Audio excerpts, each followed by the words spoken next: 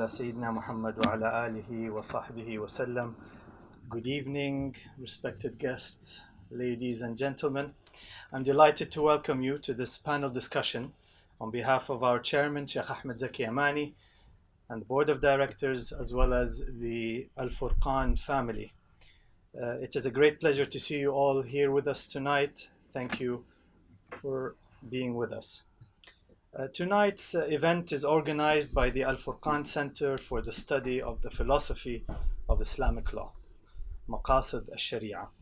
This is one of 3 vertical centers in the foundation, established more than 13 years ago as a platform to study and promote the ideals of Maqasid, its objectives, purposes, goals, intents, and underlying principles. It is considered a prerequisite to understanding the Holy Quran and the prophetic traditions, and to developing the legal codes in a way that achieves common good and the protection of universal rights. Tonight we discuss an important challenge the world is facing, and we examine it through the eyes of Maqasid. If one had to point to one existential crisis humanity is facing today, climate change would have to be at the top of our focus. Climate change became a problem when humanity deviated from its natural state of balance towards the endless pursuit of excess and superficial attractions. This greed led to an economic injustice where the material wealth of the world are placed into the hands of a few, whilst simultaneously causing the future to be discounted. The need for greenhouse gases to be reduced is urgent, yet global emissions continue to rise. Now, this description reminds me of a verse in the Holy Quran where Allah subhanahu wa ta'ala says, ظهر الفساد في البر والبحر بما كسبت أيدي الناس ليذيقهم بعض الذي عملوا لعلهم يرجعون. Evil has appeared on land and sea because of what the hands of man has earned. In the Holy Scripture, the debate is settled. This extravagance that led to the environmental crisis we face today is man-made. And the solution is a return to balance, to ensure the protection of our environment, which is an important pillar in the Islamic message, a message echoed since day one when our Creator raised the heavens. وَالسَّمَاء رَفَعَهَا وَوَضَعَ الْمِيزَانَ أَلَّا تَطْغَوْا فِي الْمِيزَانِ وَأَقِيمُوا الْوَزْنَ بِالْقِسْطِ وَلَا تُخْسِرُوا الْمِيزَانَ.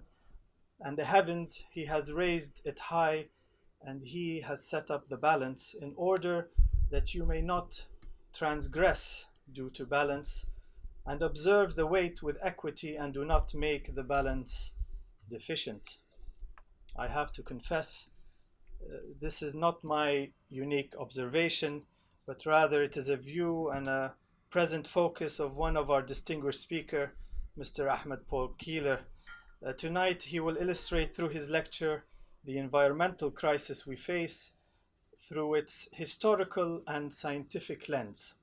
He will also explore attempts to fix the problem using the mindset that has caused the problem in the first place, which he believes are doomed to failure. We are honored to have him here with us and look forward to his talk.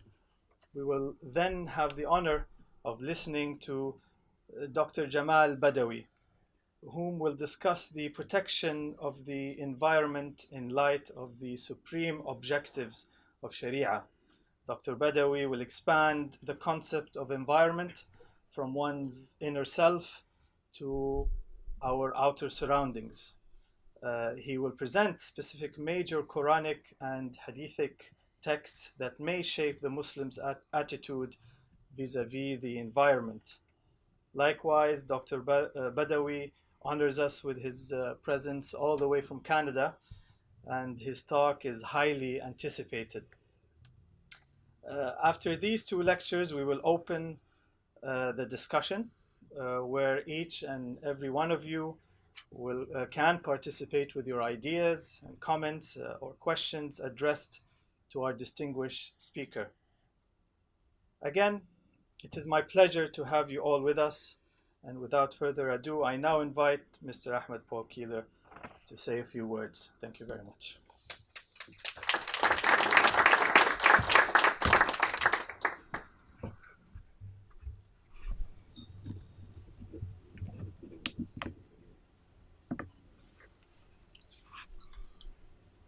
Bismillahirrahmanirrahim. Thank you very much for those very kind words, Your Excellency. And it's a great honor to be here. The last time I was with Al-Furqan was in Istanbul, and we had the most amazing and wonderful gathering.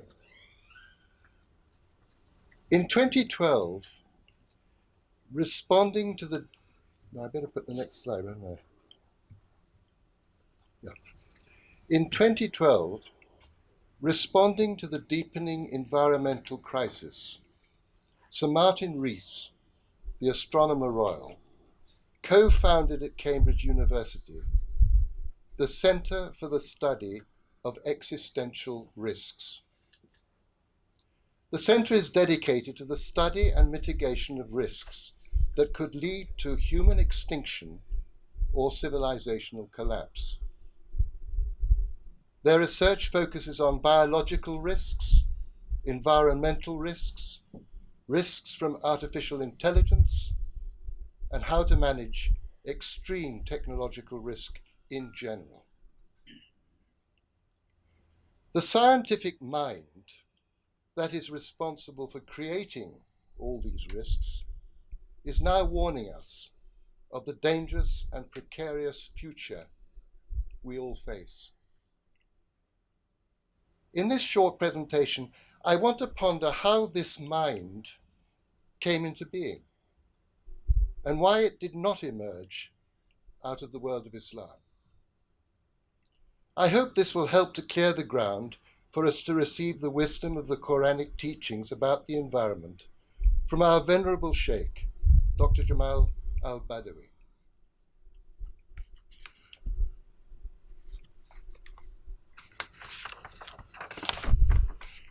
The Sinan Mosque in the Turkish city of Edirne, on the left, and the large Hadron Collider in CERN, Switzerland, represent two completely different ways of understanding the universe. The Hadron Collider, the largest in the world, is a ring 27 kilometers in circumference.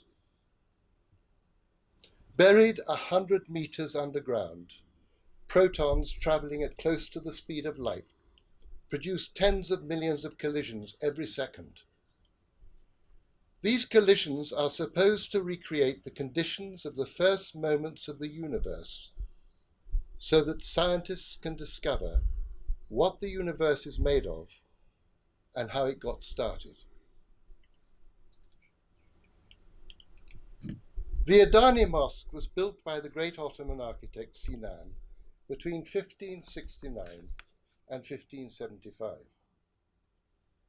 This glorious building brings heaven down to earth through a series of domes and half-domes that cascade out of the great central dome, while the four minarets stand sentinel, pointing back towards the heavens, calling the faithful to prayer. The worshipper enters an awesome space that achieves a perfect balance between the vertical and horizontal, where all tension is resolved and peace is manifested. In the heart of the great dome is Surah Ikhlas from the Holy Quran, attesting the oneness of Almighty God. Knowledge in Islam crowned the beauty and unity of the architecture with the four modes of knowing: revelation, spiritual cognition, reason, and sense experience fully integrated in witnessing the truth. A perfect synthesis was formed. Sorry, I need to. Knowledge in Islam crowned the beauty and unity of the architecture with the four modes of knowing: revelation, spiritual cognition, reason, and sense experience, fully integrated in witnessing the truth. A perfect synthesis was formed. The crystal clarity and certainty of the truth of the revelation produced a sublime intelligence with the mind at peace. We will show them our signs on the horizons and in themselves until it becomes clear to them that it is the truth. Quran 41:53. Oh my goodness, I haven't got anything else written down, so I'll have to leave my notes. And what is really very important about this first moment, this moment of reaching this sublime intelligence, was the faculty of reason was completely integrated and at peace and happy.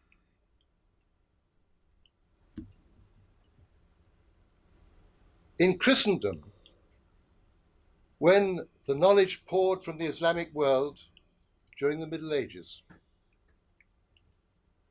St. Thomas Aquinas attempted the same feat, but he was unable to achieve it. Reason was not satisfied, and there was a great rebellion. The church was pulled apart with a Protestant rebellion, a protestation.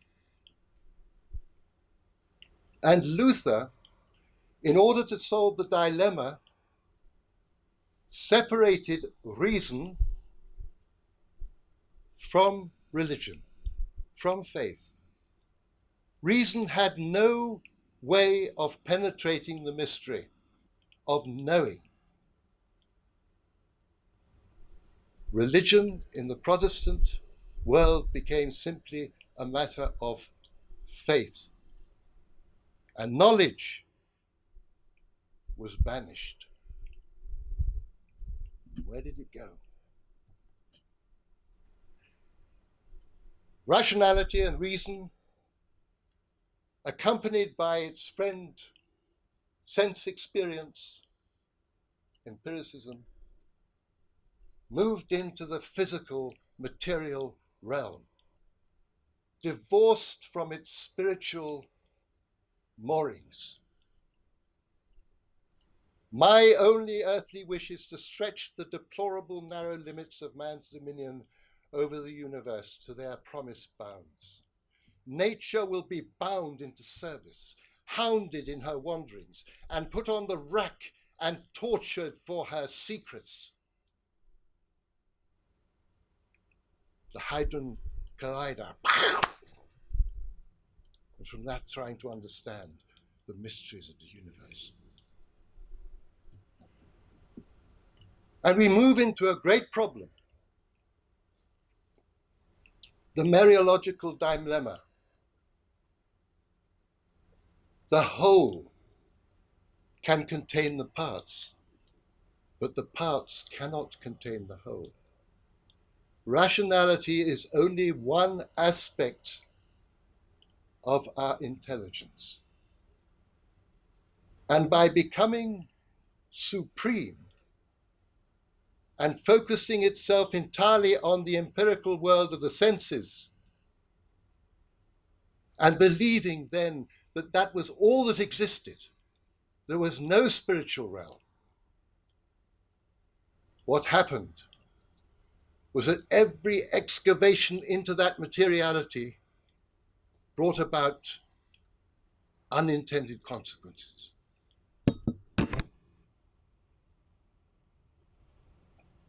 Because the part cannot comprehend the whole. Thomas Newcomen was a very religious man. He had a problem. He was a lay preacher, a Baptist lay preacher, but he was also an inventor. And he saw that there was a great problem in the new mines that were flourishing everywhere because the mines would get flooded. So he invented the first steam engine. The first moment when coal was taken and burnt and started to enter the atmosphere. He had no idea what would follow. He had no idea that what he did would release all the fossil fuels into the atmosphere, and several generations later, we would have global warming. The very constitution of the air would be changed. Albert Einstein, as a young man, had this beautiful, beautiful equation in mathematics, this glorious equation, which was sufficient for his joy as a mathematician. And then, within a very short time, the bomb. And he was seen as being the father of the atom bomb. This is Time magazine. Here is Einstein in his old age. If only I had known. If only I had known, I should have become a watchmaker. Well, it was kind of an accident, because plastic is not what I meant to invent. Some accident. The horrors of the plastic that we are drowning in doesn't need anything more said. Alexander Fleming, the man who discovered penicillin, how was he to know that the factory world that we live in, where animals are kept alive by being given antibiotics, and human beings live in these cubicles, everybody close together. And as the whole question of attacking the bugs, what happens? We have created superbugs. One crucial thing that got the whole world taking climate change seriously was the Stern Review on Economics of Climate Change back in 2006. So we launched our own Stern Review and found superbugs will kill us before climate change does. Dame Sally Davis, Chief Medical Officer for England. So you see, it is the scientists, the creators of this world, which is now a very frightening, hostile world, that are telling us about this. In Cambridge, where I reside with my wife, the most venerable institution for science probably in the world, that has more Nobel Prizes than any other institution in the world, the scientists are divided into two parts.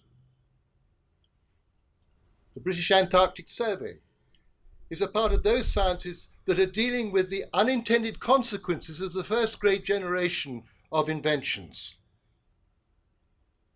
And I was speaking to one of them a few years ago, who had been involved in discovering the hole in the ozone layer. And I said, "Were you surprised?" And he said, "We were very surprised. We didn't expect this." And I said, are there any other surprises coming up? He said, that's the problem. That's the surprise. We have no idea. So as so many scientists are engaged in dealing with the crises, the other half of Cambridge University is going deeper and deeper into materiality, producing the next generation of unintended consequences. But these, by the logic, are likely to be far more devastating, because the deeper you go into matter, the greater are the powers that are released. This is the nature of pure matter. And one of them has already crossed the threshold. Artificial intelligence. The enthusiasts for this are like people in some insane religion. But in the 19th century, it was the poets and the artists who could see that something grotesque was coming out of these labs. Mary Shelley, and the whole idea of the Frankenstein's monster, that we were creating a monster. She kept the cinema going all through the 20s and 30s and 40s and 50s. But now we have created the monster.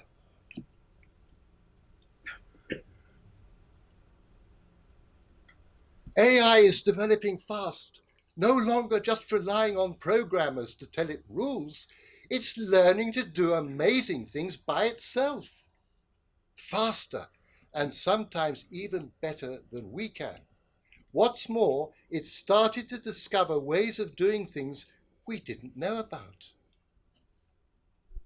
Now, I don't believe there's any pixie dust that we have to sprinkle over the grey matter in our heads to bring about consciousness. There's nothing our brains do that couldn't in principle be replicated. Just ponder that. Just ponder that statement. The man is an atheist. He does not believe in the spiritual realm.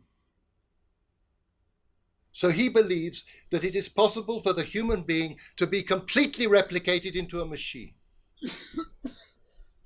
I feel inspired by what AI can already do today, and I believe that through AI we'll greatly extend our own capacities, changing our lives in ways we can't yet imagine.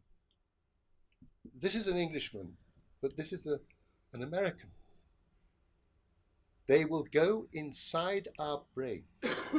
They'll connect our brains to the cloud, not just to do things like search and translate, but to actually extend the power of our thinking and give us more neocortical modules, more hierarchy to our neocortex, which will make us smarter. It would sound much better in an American accent. And enable us to create more profound music, to be funnier, to be more artistic, to basically enhance those qualities of humanity that we value. This is pure insanity. There's no other way of describing it. And of course, this insanity is recognized because there are scientists out there who are still sane, has some grip on some kind of reality. Elon Musk, with artificial intelligence, we are summoning the demon.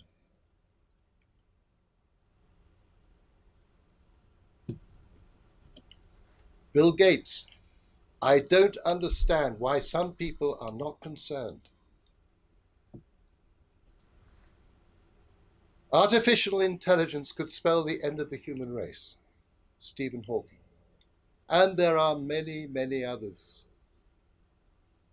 who are presenting the concern. And in Cambridge now we have a whole centre that's set up to do it. But you see, this rational mind that can only see things in a rational way and is completely divorced from any spiritual mooring, this rational mind has created a completely artificial world. The great historian Christopher Dawson, the Catholic historian between the wars, said that humanity is cut off from heaven and cut off from the earth. And the world we have created is a world that is like a parody of the real creation. God created man, man has created the machine. And the parody of the life force is this electrical pulse that gives life to this artificial world. Lawrence Krauss, a well-known cosmologist, has stated, if there is a giant solar flare, it would destroy the information fabric of the world and modern civilization would collapse. The power of the sun. And one such flare came out in the 1850s. But there was only the telegraph system at that time. And all the machines blew up. The whole system went down. The sun, the mighty sun, with all its power, has the power to just in one go destroy the whole of this artificial world that has been created and that is now careering rapidly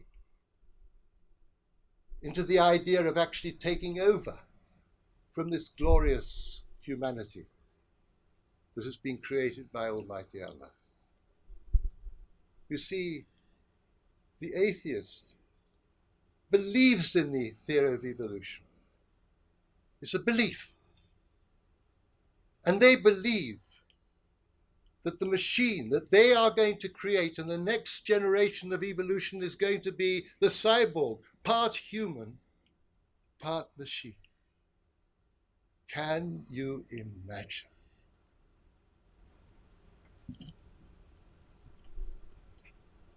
And let us return to the beauty of how this is conceived within Islam and for any natural human being living on this planet. The sun rises in the east. It nourishes our world through the day, and it gloriously sets in the west. The moon, in its splendid journey through the month, gives meaning and structure to our lives. And for the Muslim, the creation is the ayat of God Almighty. It is the meaning that He is giving us to life. And it is to be read, to be perceived and understood, to guide men to Him.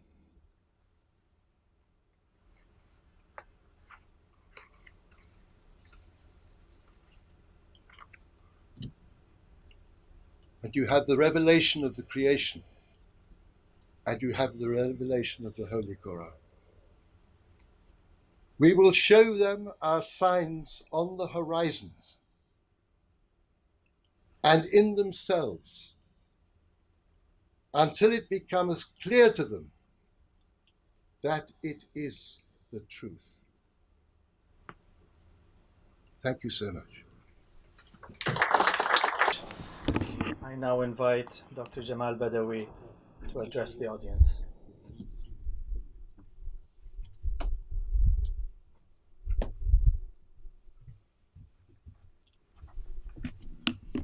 الحمد لله والصلاة والسلام على رسول الله وعلى آله وصحبه ومن والاه. All praise is due to Allah, God capital G, the sole creator, sustainer, and cherisher of the universe. And may his peace and blessing be upon the last prophet Muhammad, upon all of the prophets before him, and upon all those who follow their guidance until the end of days. I greet you all with the traditional greeting of Muslims all over the world, the greeting of peace. Assalamu alaikum wa rahmatullahi wa barakatuh. May the peace, blessings, and mercy of Allah be with you all. In the very beginning, I just want to express my thanks to the Al-Furqan and to particularly Mr. Salah and all brothers and sisters who are working hard with him for giving me an honor that I don't think I deserve. In fact, after the presentation of my dear brother Ahmed Keeler, I find that what I'm offering here might be only just a few comments on the basics that we did not cover particularly. The title that I chose for that, in consultation, of course, with Al-Furqan, Protection of the Environment in the Light of the Supreme Objectives of Sharia. A passing comment because I want to focus on the topic. I prefer to make a distinction between Sharia and law. To me, the term Islamic law is not the exact equivalent to Sharia, but I'll give you a rain check for that maybe during the discussion if you're interested. Leaving aside the title, the basic outline is like this. The first three subtopics, Roman 1, 2, and 3, will be reasonably short, but they are foundational. What is the meaning of the environment? Environment, the S is Zaida here. It should be just environment. I didn't see it in the dictionary ever with S. Anyway, environment and the definition of Islam even. Environment, thirdly, and the Islamic worldview, which shapes the individual thinking and attitudes. Fourthly, very briefly, a listing of the supreme objectives of Sharia. And finally, the focus will be on the articulation of the Sharia objectives or application in some specific issues that pertain to the environment, whether it's earth, the vegetation, living creatures, and even resources. And with just one slide, brief conclusion. Broadly speaking, environment is not only physical. You can talk about economic, social, political, moral, whatever. However, of course, with the limited time and the focus and purpose of these presentations today, we'll focus on the physical aspect, which, as Mr. Keeler indicated, is really in a state of crisis. But before leaving that, a little note that even when we speak about Earth, there is an interdependence and interrelatedness between the Earth and the cosmic order. We all know that the movements or the phases of the moon and tidal waves are connected. The sun and its distance and from Earth and rotation, of course, is responsible for a lot of things that take place on Earth. I very much appreciated our beloved moderator when he referred to an ayah in the Quran from Surah Al-Rahman, the fifth surah in the Quran, because I used, when I speak on balance, refer to that as well. This was a good remark, and it relates to this interdependency. The word mizan that appeared in this ayah, some people took it as the mizan like the physical dealings when you weigh, tomatoes and potatoes and so on. But I noted some times ago that even with my just very slim background, that if you look at this word mizan in the context of the ayah, you find that it is not in the context of buying and selling or commerce. There are ayat in the Quran that deal buying and selling, but that's not the concern. I noticed that before the mizan was mentioned, it mentioned heavens. It says, وَالسَّمَاءَ رَفَعَهَا. Allah raised the heavens. So it is preceded by heavens. And after it mentioned mizan, it speaks about the earth, not buying and selling.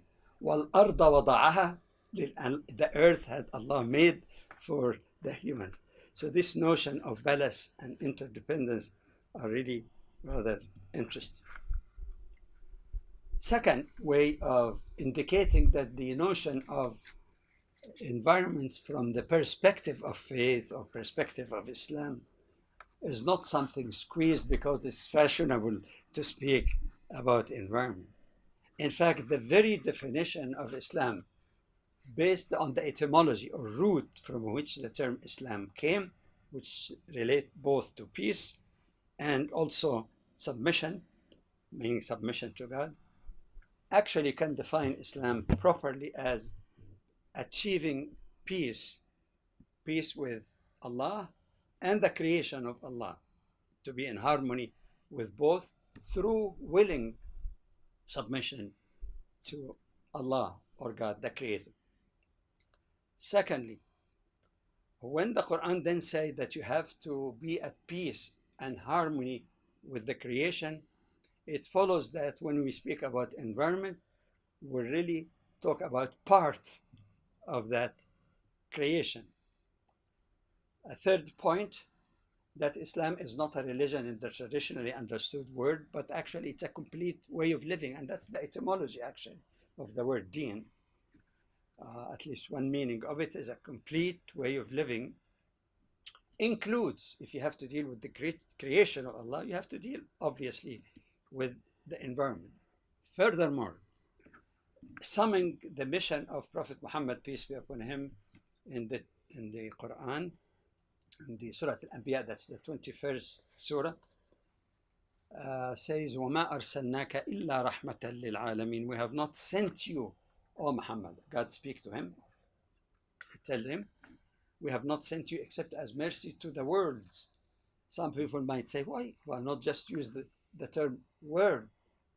The word world might be somewhat limiting, because indeed if we delve deeper into Islamic teaching, that you find his teaching is mercy to the world of human and the world of angels, the world of jinn, unseen creatures. The Quran speaks about jinn also listen to the Quran and were guided through it, so it's mercy to them, mercy to animals, mercy to vegetation and resources, as inshallah will unfold. So it follows then that at the deeper level, really, environment is inherent, infused really with basic Islamic concepts. Now, another short one also is the relationship between the environment and Islamic worldview. We all know that every human being has some kind of worldview, whether he's an atheist or humanist or believe in this or that. Worldview is there such thing as God? And if so, what kind of God? What is my purpose on life? What's my mission? Just live and die like all creatures? Where am I going? If there is something after death, if so, what kind of destiny am I moving toward? Every human being must have thought of that, even in the negative form, at one point or the other, especially in the youthful years. But to sum it up, because that could be a topic by itself, to just summarize very briefly.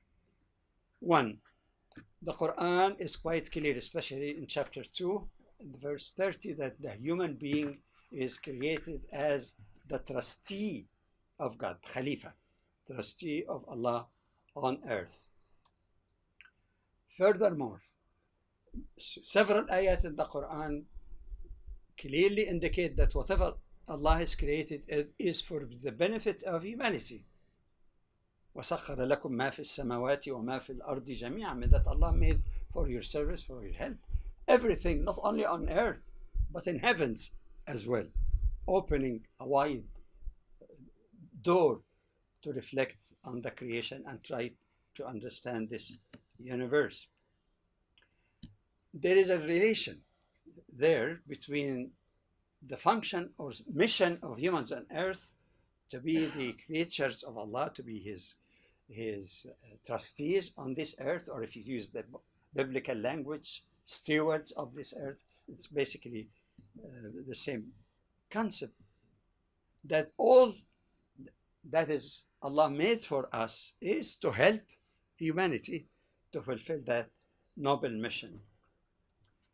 It is again related to the Amar versus Fasad. In the Quran, it indicates that on a tongue of one of the prophets of Allah, استعمركم فيها, that Allah created you on earth, and استعمركم means gave you the duty for imara, for building, developing, even in the physical sense, the earth.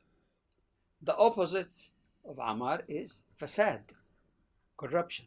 And I refer again to the beautiful ayah quoted by our moderator, وَلَا تُفْسِدُوا, or maybe it's similar. No, that is one, but the other one is coming also.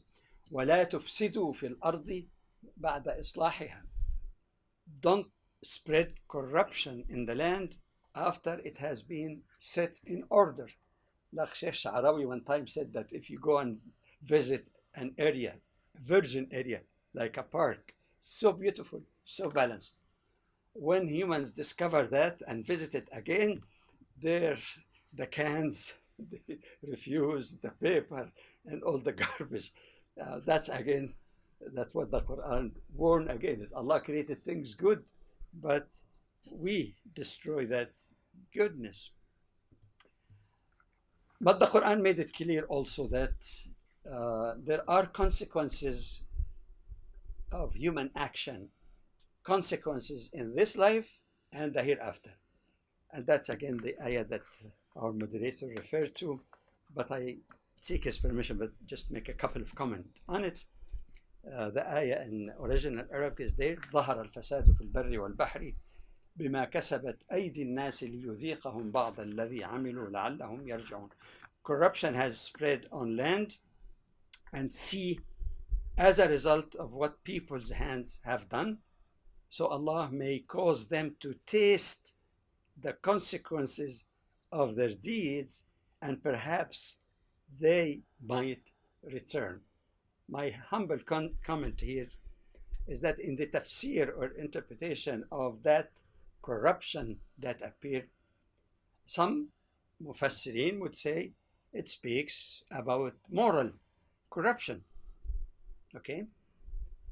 But to emphasize that that corruption is on land and sea may raise another legitimate interpretation, that fasad, even in terms of the opposite of islah, the Quran speaks about corruption physically, of our physical environment. And that applies in Barr and Bahr. We've seen the beautiful pictures, even though it's appalling anyway, appalling in itself, but beautiful to communicate the tons and tons of plastic. I saw that elsewhere, tons, and killing fishes and other creatures. It's terrible. It's so terrible. Maybe the mention of land and sea might have or give some credibility also to that legitimate interpretation. And again, when it says so that they taste some of what they do, well, it applies in the moral realm also. When we deviate from the way of Allah, we get all kinds of diseases and problems and disturbance of that mizan. In fact, the same surah in which Allah speaks about that mizan is Allah tatghaw fil mizan. Don't commit excesses in that mizan. Don't disturb the balance. When we talk about ecological balance, for example, and ecodiversity, that might be relevant. So it applies to both. We test it now. All this crisis that Mr. Keeler spoke about is a clear indication of that. لعلهم يرجعون could be understood also in the moral sense, return back to God and correct their way of living, or يرجعون, stop and seize that destruction that you're doing to that planet that Allah created for you. And both are interrelated, because if there is that conscious moral sense of following the path of Allah, part of that will see its results even in the physical environment. So both yarji'un. This is just my humble take of the dual meanings that are within the language. And this is one amazing aspect of the Quran. No change, no editing for 14 centuries, yet it is we who sometimes discover new meaning, not contradicting or supplanting the other meaning, but giving diversity also of areas of research. Now, a few words, since this is part of the title, the notion of maqasid al-sharia, or the supreme objectives of sharia. I put here the 5 that were suggested by Shatibi and others, but I'm aware also that it is not put in stone, really, carved in a stone. There are other scholars who said you could legitimately add additional maqasid. Tahir bin Ashur, a great North African scholar, for example, said good management also, or good governance could be a maqsad. But it's a matter of semantics, really, because many of these can still be accommodated under the broad meaning of the. So I'm just dealing with the 5 that gained very, very wide acceptance among Muslim scholarship. And in a way, it can be put in some sort of hierarchy. You could debate about the exact hierarchy, but some of the elements in this hierarchy are not really much disputed. Number 1, that protection of faith. I here speak in a global, universal, humanitarian language, because that's what we find actually in the Quran. Some people understood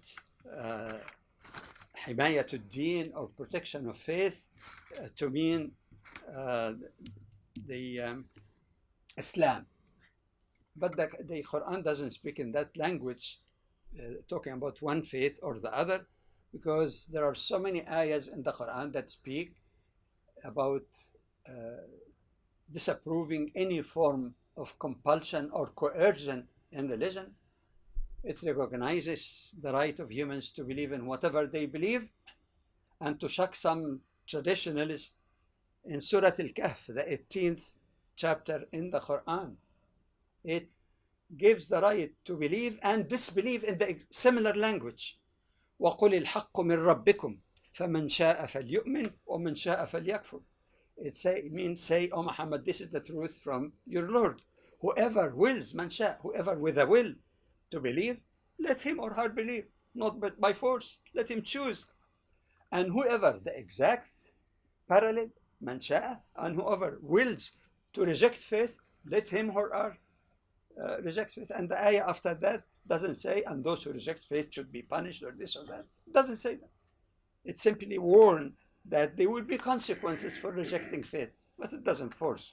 So it's very interesting when some people try to interpret some ayat in the Quran as applicable only to Muslims, rather than in many areas it's a humanitarian basic values. Secondly, protection of life. Life of whom? If you look at the verses in the Quran, especially in chapter 5, I think it's verse 32, it speaks about the sanctity of human life, and never did it say the life of a Muslim. Mujahala applies to all, general. For example, it says, as part of the verse, وكتبنا عليهم فيها أنه من قتل نفسا بغير نفس أو فساد في الأرض فكأنما قتل الناس جميعا ومن أحياها فكأنما أحيا الناس. That Allah prescribed, and it mentioned it was prescribed also through Israelite prophets, because the same core message is the same of all the prophets from Adam to the last prophet in Muslim belief, that's Prophet Muhammad. It says, we decreed to them, and the Quran says that by way of confirmation, that anyone who kills a single person, nafs, this is a nafs muslima, any soul, any human, it is like one who killed the whole of humanity, and if you save one life, it's like saving the life of the whole humanity. So here again you get an area or areas that are not only compatible with other revealed religions, but any other sensible people regardless of their religion. Protection of reason, some people translated aql as mind. I think a more accurate translation is reason, and that relates to what my dear brother Dr. Ahmed also mentioned earlier. Reason is not the antithesis of faith. Reason is one way to help understand faith, and faith can be increased also and assured with compatibility with faith. There is the protection of progeny or family, regardless how people define a family, but nobody disputes that family should be protected and the progeny should be cared for. And finally, protection of property or property rights of everybody. And it follows from these 5 fundamental, widely acceptable supreme objectives of Sharia, which again I beg to suggest that it even have something in common with secular systems, even secular free societies. These may not necessarily be contrary. It might be meeting. Application might vary, but the basic meanings or concepts are there. It follows then, based on that to harm the environment is something which is incompatible with the supreme objectives of Sharia. Moving on to specifics, applications. So that we're not just talking, generalities. We start first of the 4 categories with the earth.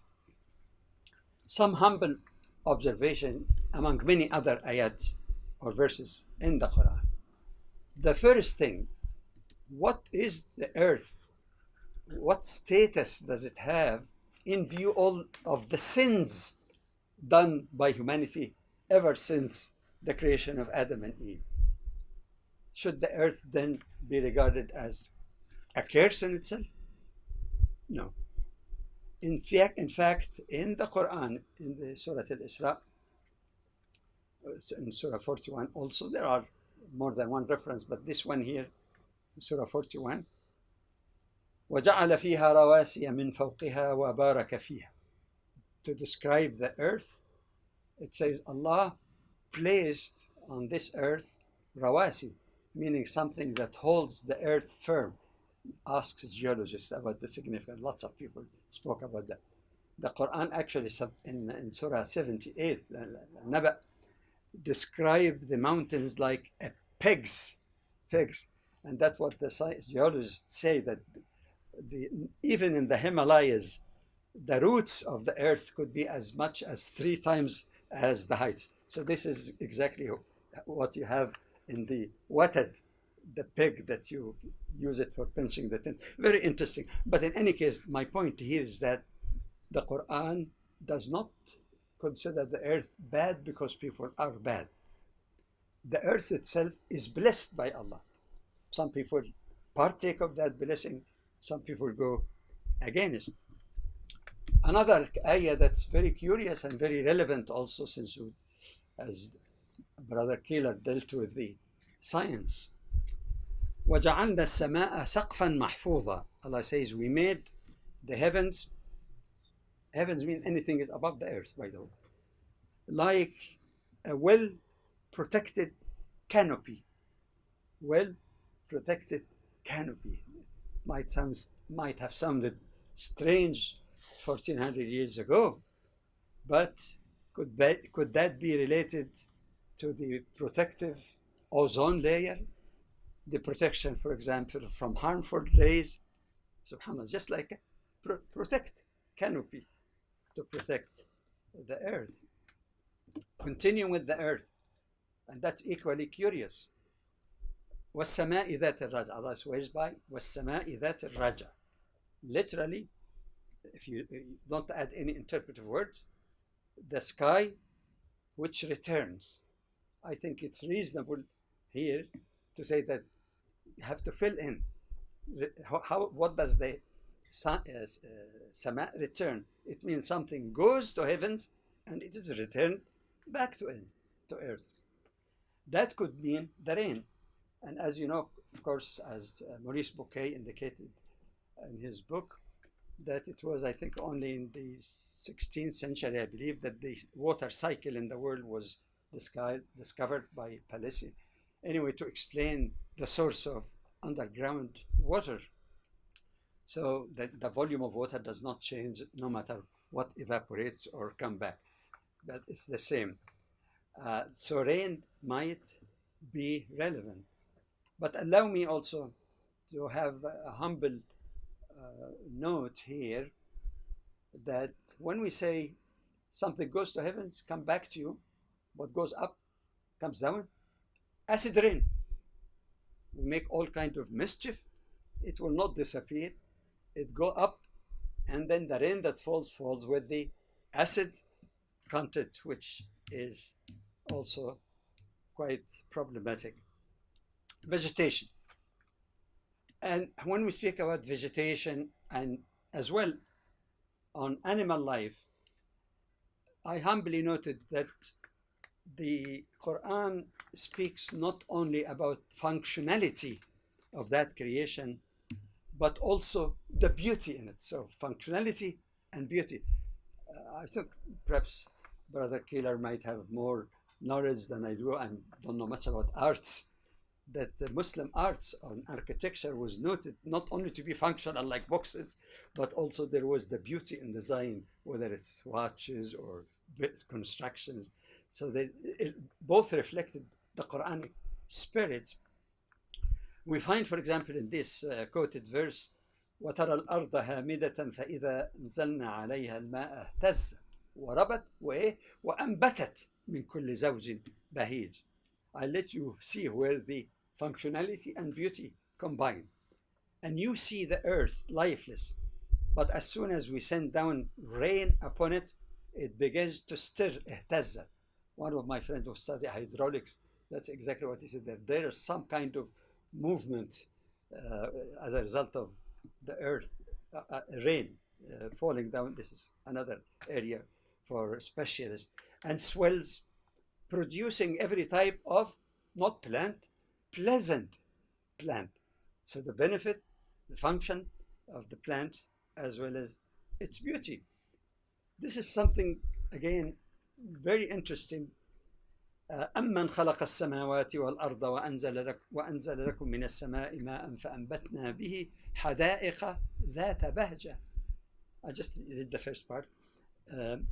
Or, meaning, ask them, O Muhammad, who created the heavens and the earth and sends down rain for you from the sky, by which we cause delightful gardens to grow. You eat it, yes, but enjoy it as well. In another ayah, just for the brevity, I'll just translate the highlighted part, the gold. When the Quran speaks about, again, different kind or diversity of plants, انظروا إلى ثمره إذا أثمر وينعه. Yeah, you'll eat it, yes, but look at their fruit as they yields and ripens. Enjoy the side of vegetation. Greenery, which is a symbol of some even political parties today in various countries, is praised in the Quran because it's a symbol of life. Okay, ألم تر أن الله أنزل من السماء ماء فتصبح الأرض مخضرة. Do you not see that Allah sends down rain from the sky, then the earth become green? There is another verse also that relate to the greenery. Moving on to the third, the one before last, animal life. Again, to remind ourselves, functionality and beauty. For example, in Surah Al-Nahl, that's the 16th surah in the Quran. وَالْأَنْعَامَ خَلَقَهَا لَكُمْ فِيهَا دِفْءٌ وَمَنَافِعُ وَمِنْهَا تَأْكُلُونَ وَلَكُمْ فِيهَا جَمَالٌ حِينَ تُرِيحُونَ وَحِينَ تَسْرَحُونَ. Just in a simple English, basically Allah says, the cattle has Allah created for you, from which you derive warmth, meaning like the hides, and of it you eat, دفع ومنافع, and other benefit, like for example transportation, and of it you eat. And then immediately it says, and there is beauty in it for it when you take them to pasture and when you return them. So it's not that you eat, I'll take the milk or this. Look also at the benefit, beauty reflecting on the powers of the Creator. Kindness to animals. I could have given several slides on this, but I just give a couple of examples. Kindness to animals is spiritually rewardable by Allah, and brutality to animals could put the person in a spiritual crisis and may be punished for that in the hereafter. Quick examples. The Prophet, peace be upon him, speak about a woman who was destined or will be punished in the life to come. But of course, there are riders in the Quran says if a person repent, then God will forgive. But it's just to make the point. This woman did not give any food to her cat, imprisoned it until it nor let the cat go out and find something to eat until she died. He warned very strongly against that.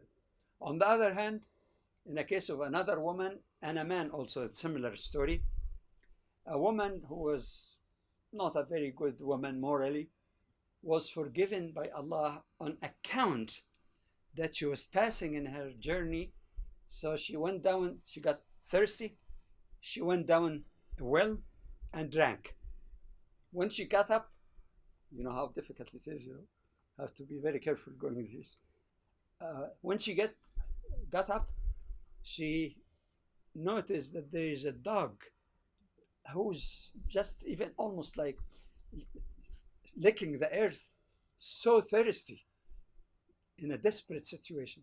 And she said, no, I wouldn't let him like that. She went down again, used her shoes or whatever to bring water to that thirsty dog, and Allah forgave her all her sins on account of that. There was a case where Prophet Muhammad, peace be upon him, was sitting among his companions, and a young camel came straight to the Prophet, looked him in the eye, and then tears were dropping from. By the way, there are some animals, it's not unusual to have tears. And the Prophet said that this camel is complaining to me, maybe because of mistreatment of his owner. He said, who's the owner of that camel? A person, came. He said, ittaqillaha fi hada. Fear Allah in this, i.e., treat the animal humanely.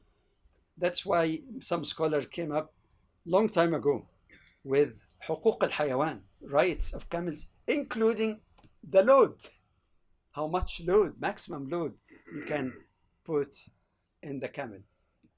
This was not something that people really accepted or were familiar to, because one time when the Prophet spoke about kindness to animals, one of his companions said, أَوَلَنَا فِي الْبَهَائِمِ أَجْرًا?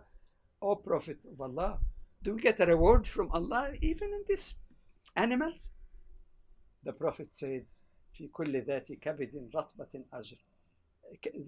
كبد رطبة, basically he's speaking about any living creature, including all animals, any living creature.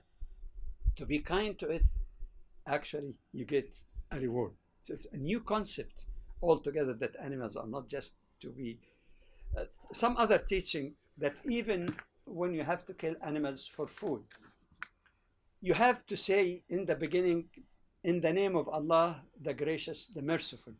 Well, some people think of that only as a ritual, so that the meat becomes halal, or you invoke the name of Allah. But there is a greater secret that some scholars refer to, that I have no right to kill that animal. And had it not be that you, God, Allah, gave us permission for our nutrition, not abath, not just play, to eat, to get the protein, for example. Of course, I respect people who choose to be vegetarians, but when you do that, I'm only doing because you gave me the permission. So I say, in the name of God, or by authority that you gave me, only then I can kill that animal. And then he spoke at length about how to humanely even kill the animal, bad as it sounds. The knife must be so sharp, and you can do it quickly so that you don't cause as much pain.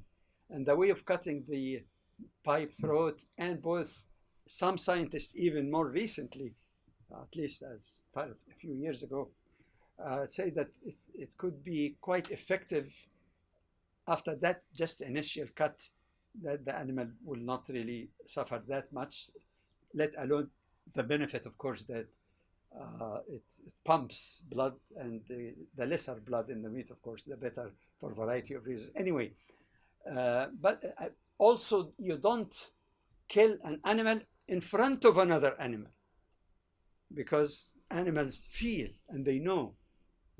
So this, and again, you take the animal, don't just drag, carefully put it in a rest, give the animal water. So to make as much kindness as even necessary in the cases of killing animal. He forbade certain things that are amazing also, and that's part of the proper trusteeship of the human on earth. It's not that I can do whatever I want. No.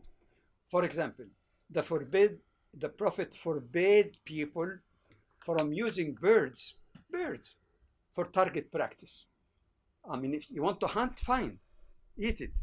But just for target practice, you're not allowed to do that. You cannot, imagine this 1400 years ago, you cannot induce animals to fight. When you get roosters or other animals, one of them, they keep fighting, and you encourage them, of course, like all the masses do when they see them. Anyway, until one kills the other. And as a punishment also, an animal that is killed via this tahrish, this instigation of animals to fight, is not allowed for you even to eat as a partial punishment. Cruelty, mutilation of animals, except of course if you have to cut something for food, but otherwise, like some people just do that to cat and take a kick out of mutilating or killing or torturing an animal. And I wonder, with all this teaching, how could anyone has the heart of killing, beheading, and mutilating and torturing to death fellow human beings and claim falsely that they are Muslims? That's not Islam. Resources. Aside from living things, humans, animals, vegetation, even the resources. As we said earlier, the verse says, Alameen, mercy unto all worlds, even the world of resources. The Prophet spoke about that. For example, among his teaching is that public water and firewood, it's not the water that we have or your well, but oceans. Nobody says, I own the ocean, I control the ocean. Or pasture here, if you have a land, no problem. But in many countries, and it used to be in the past, there are some open area for grazing. You don't say it belongs to me. No monopoly for that. No wasteful cutting of trees, even in warfare. He said, even in fighting, unless there is an absolute necessity strategically to protect yourself by cutting some trees, but otherwise, even in war, you don't destroy and what we call today the infrastructure of the country. He said, Sagaratan Muthbara, I mean, tree, living tree. Of course, you can cut dead trees for firewood, that's fine. In pilgrimage, and that's again the infusion of Islamic teaching, even in environmental issues. In a way, if you look at it theologically only, in the ritual of Hajj, a person in the state of consecration is not allowed to cut or pluck even a leaf from the tree. He or she cannot hunt animals, but exemption is made for fishing. Why is that? What would plucking a tree, what does it make? No, there is penalty for that even. You might have to sacrifice an animal to atone for that sin. Why? It is an ethical training in the extreme. Don't disturb the creation of Allah, even the leaf. So I might say intensive, boot type of training. Of course, you can cut it after killing, but that gives you a lesson of respect of the creation of Allah. You cannot pollute or waste water. I give you a specific example, so it's not rhetoric or something because it's modern.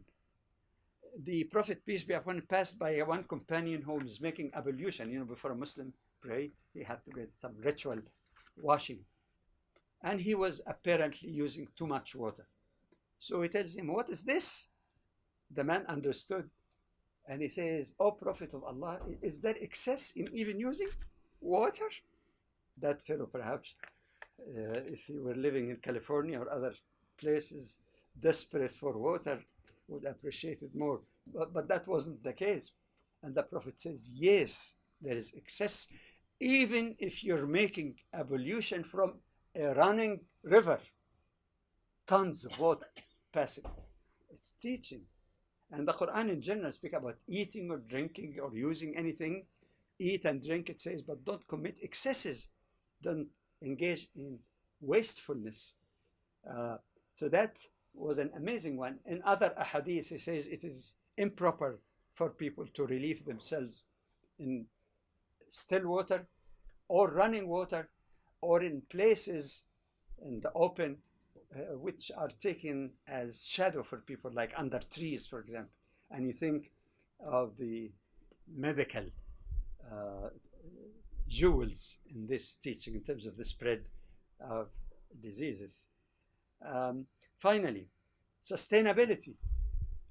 You don't think that my generation, like, you know, people, my country first and second and forever and everything, this exclusiveness or exclusivity.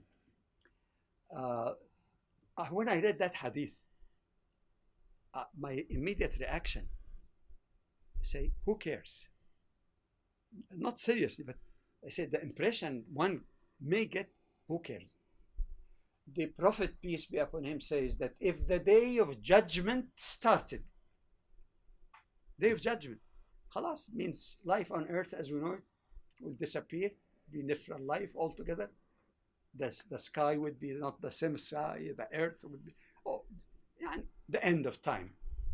And if the day of judgment began already, not anticipated, and one of you is planting a shoot of a tree, if he could, let him finish it. And that's what I say, who cares? You know, you're planting a shoot of a tree. How many years, in many cases, before that modern technology, but even how many years it is required to mature as a tree? And how long does it take before you get the fruit? The day of judgment would have started and continued. Who cares? Who's going to eat from it? But again, upon reflection, it is teaching of sustainability as I see it, alhamdulillah. Why? I'm not thinking only of my own generation. I am thinking of other generations, and that apply to also water pollution, air pollution, all other difficulties we are passing on to our progeny. And you know, one of the maqasid of Sharia is protection of the progeny. So that could also in that physical sense. But to teach, if you're doing something good, do it. Don't think even if you're going to benefit for it. All right. So these are a few things. I'm summing up very quickly. Faith and stewardship are intertwined. 2, keeping the eco balance and biodiversity. 3, the environmental crisis that we have seen an excellent presentation on, result of our actions. There are things that are beyond us, of course, but the greatest difficulty, the things that are beyond our control, we can study it, we can reduce its element, but to deliberately pollute the earth or the air or the seas is inexcusable.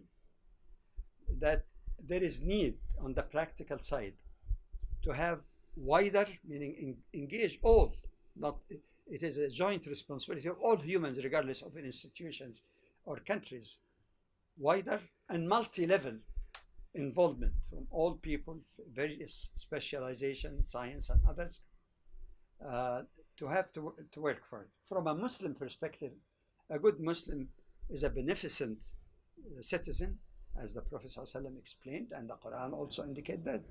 And as such, the caring of what's happening, caring for the future of this earth and humanity at large, must be a good environmentalist, you might say. But there is also various levels and areas of cooperation that should take place, educating people to start with about what their hands are doing and will be the consequences. Media should play a role. Legislation also could help. It is a shame that the Paris Accord on environment has not been abided by some of those who contribute most even to pollution. Again, when we start looking only selfishly in narrow nationalism, when really humans, as the Prophet indicated in one hadith, humanity is together like a ship, and some people are on the upper deck, some are in the lower deck. Water supply for the ship was in the upper deck. So some of the fellows in the lower deck said, why shouldn't we bother all the time going up to get water, going up to get, why don't we make a little hole here, it was fresh water probably, make a little hole in that ship and we can get our supply of water. He says, if the people of other people do not stop them, all of them will drown. Don't say I'm in the upper deck. I don't know. Only the lower deck will drown. No, the whole humanity is like a ship. Either we float together, or we might have to sink together. God forbid. Reform is not only ecological, but the interrelationship that we said earlier, because it is that moral conscience also of the individual or his or her religiosity that makes caring for the environment religious part, something that God reward for it. That could take place with a variety of forums, and I'm not only speaking about interfaith people who took the initiative. I've been in several interfaith functions to speak about the earth and caring for the earth and so on, but also civic, regardless of the background of people, because among those who will think are also the atheist and humanist and everyone else. So this is something that is a benefit to all, and God will be a blessing for all. Thank you very much.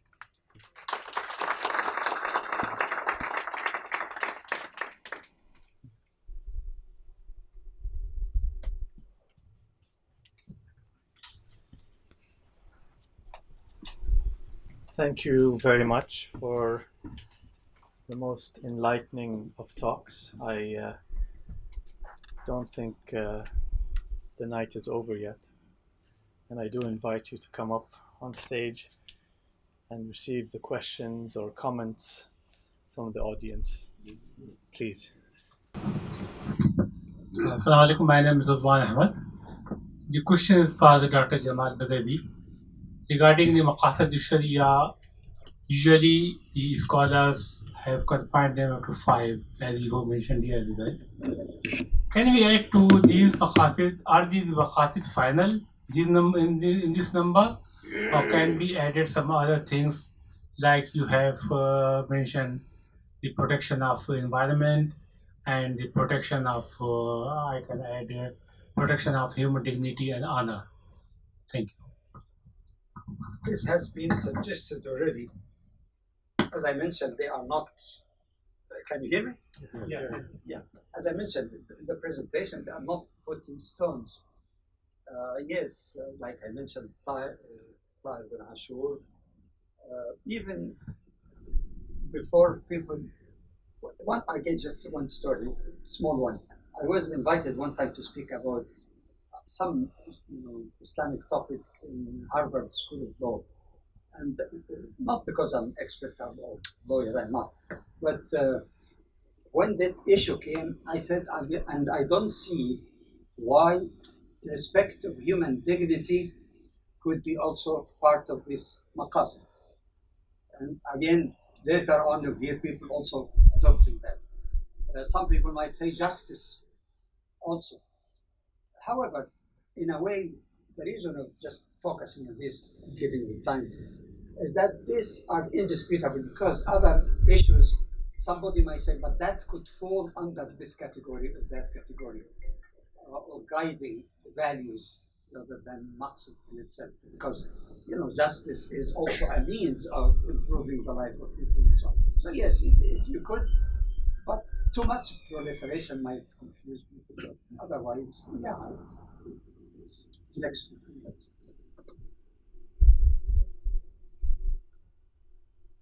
It's a maybe scientific question. وَالسَّمَاءُ ذَاتُ الرَّجْعِ. You explained that whatever goes up goes down. But raja also, doesn't it mean sada, echo?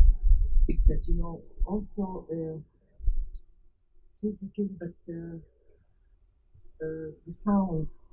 I don't know if the scientists have explained this, or it has any meaning maybe to the Quran, where it has another sort of angle to the raja. I'd have to defer to Brother Keeler on this, but the only thing that I've read, is that the sounds do not disappear. There are some miles in the beyond our sphere. But I think there are scientists present who would be able to answer that question. Assalamu alaikum. That was brilliant. Always coming all the way from Manchester, delayed 4 hours or 2 hours on the train. That's technology for you. Technology doesn't only harass your speech, but also it harasses us who want to come here anxiously. My question really is a bit more, because recently I've been looking at where did humanity go wrong in terms of science and technology, and because what you mentioned is really the result of the unintended consequences. You're assuming that they were unintended because you assume that human beings are good creatures and they do these things as part of their goodwill to try to improve the quality of life, and hence science and so on.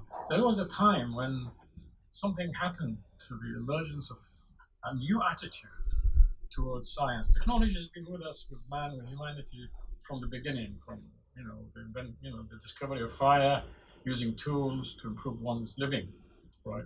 And it's carried on, mainly in control by a human. But scientific ideas have emerged in China and in the Muslim world, originally Greek and so on. But their attitudes were all seemed to be reasonable and resonating with the environment, and effectively it was aimed at discovering how things work. But something happened, which probably happened in the beginning of the Industrial Revolution in this country, from people like Francis Bacon and others. They developed a new attitude, and that is science could actually be objective.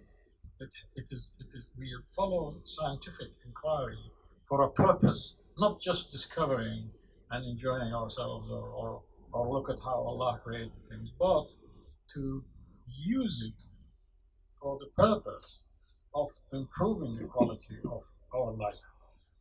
That was the emergence of directed research and directed and hence the financing and the industrialization of science and in fact the commercialization of science. I just wonder whether you have anything to say about this, because you cannot assume that human beings are they are willing to sit down and not do any technological development or any scientific research. This is part of our inquisitiveness, and we are innovative creatures, right? And so one does not, you cannot advocate. We want, because we've done all this mess, and then therefore we should stop technology, or stop science, because potential dangers of AI. Therefore, we shouldn't go into that. I don't understand that. I don't think you are actually advocating this, but I have a feeling that what one needs to do. You don't know what I meant. In advocating that we should stop doing all that, I suppose what you really wanted to say, perhaps this is where I think we went wrong, and that is that these are not governed by moral values and are not contained within the general framework of the balance between, the environment and so on, between man and creatures and the creator and the creator. That I wanted really to hear from you what you think. Why do you think sort of we got to this mess? There was a juncture, because Muslims didn't do that, and they had more than 1,000 years of scientific inquiry. Muslims didn't do it. Chinese didn't do it. Yes, neither. Absolutely not. So why was it so special that the Europeans did that, and the British in particular? Well, the reason why it happened in the north was because of Protestantism. That's absolutely the fact. I mean, the Roman Catholic Church, with the whole attempt to keep everything together, to hold the spiritual and the material worlds together, with the work of Aquinas and many others, attempted to hold that balance. But in the north, it's where the whole disaster took place. You're quite right. In this country, it's amazing what happened here.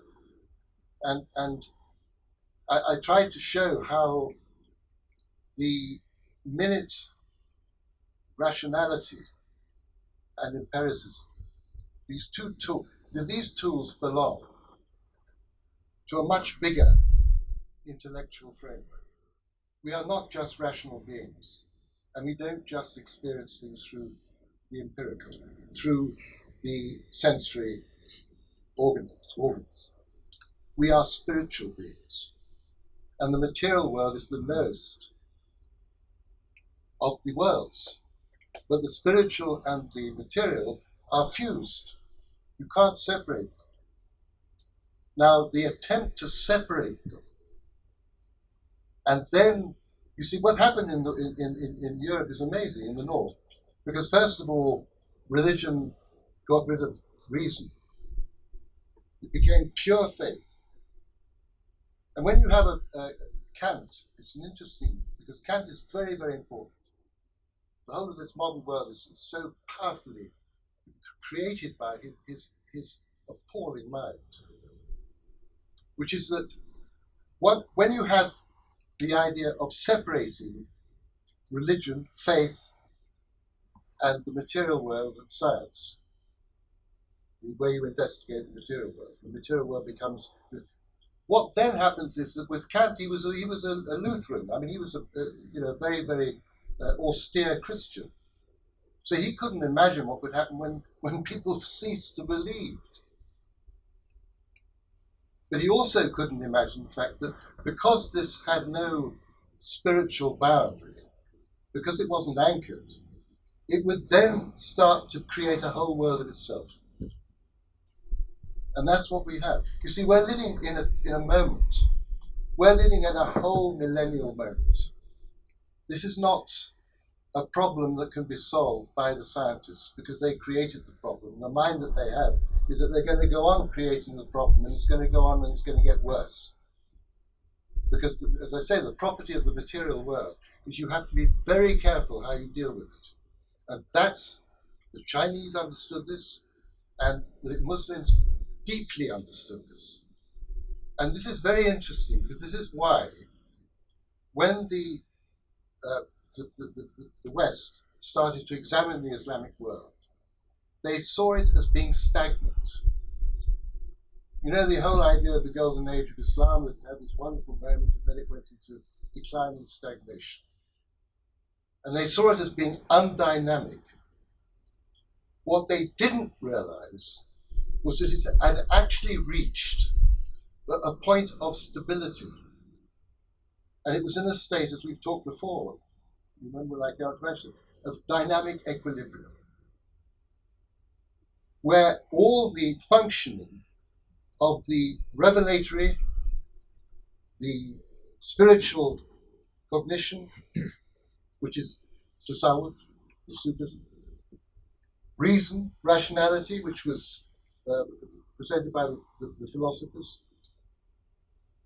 and the whole understanding of things through the senses, the empirical way of understanding. The miracle that happened in Islam is that all of these reached a point where they were completely working as one. Because in order to comprehend the one, in order to understand unity, the one, the human being has to be one. Up until that time in Islam, the Muzahirites were fighting the traditionalists, and then there were the Batinists. All these faculties were finding their way. But when they reached that glorious, amazing fusion, where they were all in their right place, then you had stability, dynamic equilibrium. And this was retained by the great thinkers, the great sages, the great scholars of Islam in the Mughal court and in the Ottoman court. What happened, and that was when the Europeans looked and they said, oh, they stopped doing philosophy. They didn't. Philosophy was transformed into this amazing transformation that happened. From the Western perspective, it ran out because the West is still looking. It's still looking. In Islam, they saw, they understood the truth, that beautiful surah. I've showed it in the horizon. I showed it inside. And I will bring them to the truth. And that is what happened. And the West looked and said, oh, this is stagnant. Because we're looking, but they were looking for it in the wrong place. You cannot discover. What are they now doing in science? They're trying to find the theory of everything. They're trying to relate relativity, and they're trying to relate the quantum physics. They get, and then when you talk to the people at CERN, you say, how much of you do you know about this universe of ours? And they say, well, we know about 5%. And then the very honest ones say, well, the rest is dark matter and dark energy. And by the way, be careful, because when scientists use the term dark, it means they don't have a clue what the hell it is. So this mystery of this universe is actually, as they go deeper into it, it's becoming more mysterious, but more dangerous. Because out of it is coming now things which, there are no end of ways in which we can be destroyed. And just look at Hollywood. If you want to find out all the dystopic movies that are coming out, detailing every way in which they're going. But the most important thing is, how dare they invent a machine that they think can replicate us? Can you imagine? And already what they are saying is they have created a machine and they don't know how it works. They don't know how that machine that beat the Grandmaster of Go, which is a more complex game than chess, and they've got absolutely no idea how it works. It's doing things that they don't understand. And if that doesn't put the fear of God into everybody, I don't know what would. So I don't know whether that's answered your question. Very close. Please. Chairman, I would like to crave the speaker's indulgence, because I'm aware that a lady asked a question that she wanted answered concerning science. And as an environmental scientist, I work in the dizzying realm of complexity and trying to understand order in that complexity and the beauty of that complexity. And the lady made a comment about a lovely verse in the Holy Quran about echoes and about how things echo throughout the universe. And if you look at how things echo in the world, it is only in the philosophers got there many, many millennia ago, but it is only quite recently, since the invention of supercomputers, that we've understood the dizzying mathematics of chaos theory and how a simple event can cause either glory or catastrophe through chaos theory. I trust that answers that lady's question. Thank you, Speaker. Hi, I'm Mark Bryant from IP's Eco-Islam, and I want to thank you both very much for your talk. It was really lovely. The question I wanted to ask you is the disassociation of faith from materialism. You know, I appreciate the way that you termed this in terms of science, and I agree with you entirely. But I just wondered what your thoughts were on the fact that we're working within an unsustainable financial model, which is based on unsustainable growth, and how that's going to fit in with trying to get a balance and sustainability within the environment. You've touched upon a very important point, because this is again when the whole business of the breeding of money and debts and interest, which was again released at the same time that Bacon was dealing with the way in which he was dealing with the whole question of the financial thing started. And basically, it's if you create a machine, the Industrial Revolution, and you create a machine is producing more than is required. And in order for it to continue, for that to, it has to grow. And because this is one of the most beautiful logics of it, is that something that is purely material, and this is purely material, it's denying the spiritual.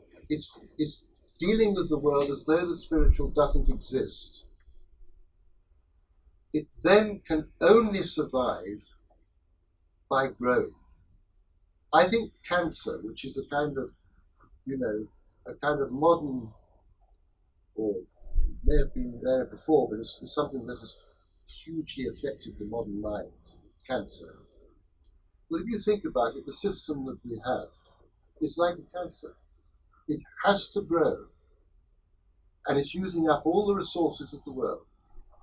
The world and humanity is actually dying to sustain the system. You know, when you talk about the AI creating something that the scientist doesn't know how the thing works, it's got to the stage where it's self-creating. Exactly the same thing's happening in the financial sector.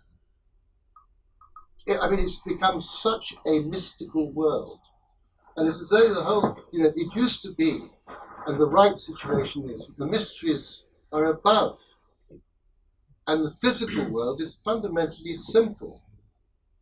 It's comprehensible. But it's been completely out there. The spiritual world is now dumb in the way we approach it. The theologians today are pathetic in comparison to what went before. They haven't got really, it's very base.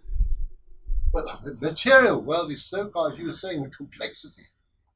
the complexity of how we engage with the material existence is unbelievable. And you've got to innovate. You know, in Cambridge,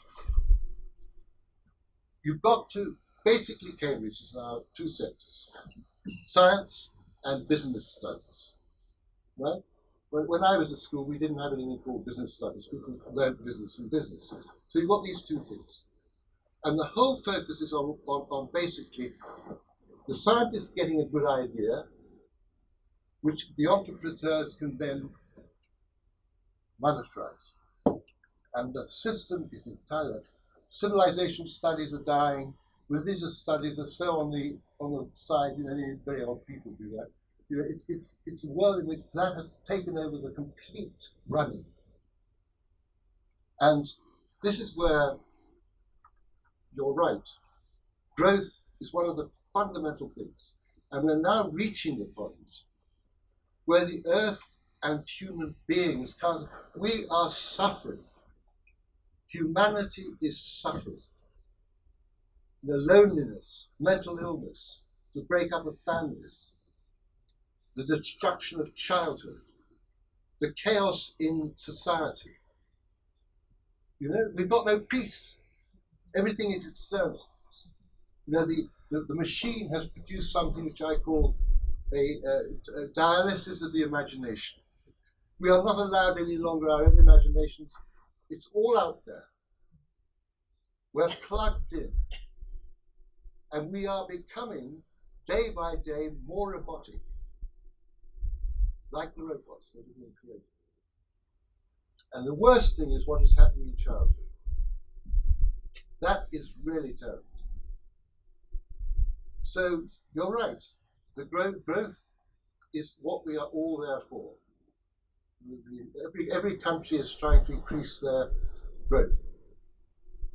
That's it. That's what we've been produced for.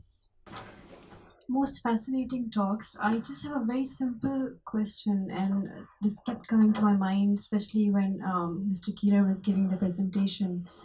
What are your? One of the things that I took away from the talk was we talked about creation. That God created humans, and then humans discovered and invented these ideas. And now we are, we're moving towards this new, towards destruction because of these ideas. So the thing that kept coming to my mind was then, what is the idea of creation? Has God created everything and then that's it, and then we staggered coming into this world, or creation is ongoing? So even the idea of quantum theory or these things, are they part of creation as well? So I don't know if you understand what I'm trying to say. Thank you. But it was God also who gave us the brains, reason, and inspiration, because there is also a verse in the Quran that says God created the human and breathed into him some of his spirit, which is like a pure innate type of nature. So it's not that people discovered because they owed a lot to God, owed everything to God who provided them for reason. But they could use it in the right way, they can use it in the wrong way.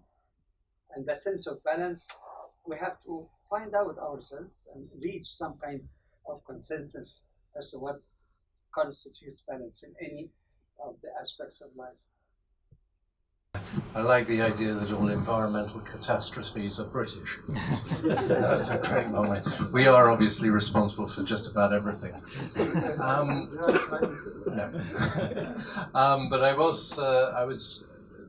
I enjoyed the discussions. I run the Energy Managers Association of Great Britain, the professional body for people managing energy, and one of the most important aspects is behavior change. If we're to change the way we're destroying the environment, we have to look at personal responsibility. And I thought that was very interesting that there are the verses in the Quran that actually support this, but how do we get that out to the wider community? Because every single one of us has a responsibility in saving the planet. Promote it. it's a good step that's happening here, and I'm sure there are other efforts elsewhere. But by engaging in dialogues like this, especially with opinion leaders and scientists, perhaps if we can communicate, not necessarily just as it sounds like promoting Islam, these are universal guidance, universal concept that, like I said earlier, people who are not Muslims or religious even can relate to in terms of the pragmatic effects on our lives. I think that's what we need. We have to approach institutions, officials in education system, so that environmental education will be part also from the childhood. Promotion of camps where we practice saving, saving water, saving resources, not using excessive disposable things, and so on. And like I said, it could also be interfaith dialogue, because at least from my experience, I've been in dialogues, trialogues, and multilogues on that subject. I want to be open for what is beneficial. Also, you need to approach politicians also, which is a harder part, to support and sponsor some of this. It takes time, but you need to start. Assalamu alaikum. This is a question to Dr. Badawi, or just exploration. I'm a mother and a teacher also. I brought my son today, and you touched on about the future generation, which is what I'm about. It's about educating our future generation.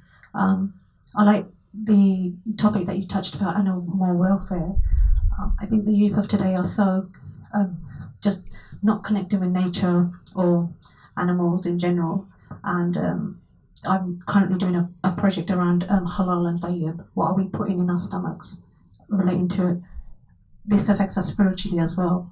So we don't even have a legal definition in this country for halal and tayyib. And the project that I'm doing is to hopefully, inshallah, educate the youth and everybody exactly what we're putting in our stomachs and whether they are aware of what is halal and tayyib. So can you explore that? Bearing in my son's here, and we'll be working on this project together and trying to, in our classes, currently talking about animals in the Quran as well. So could you explore that?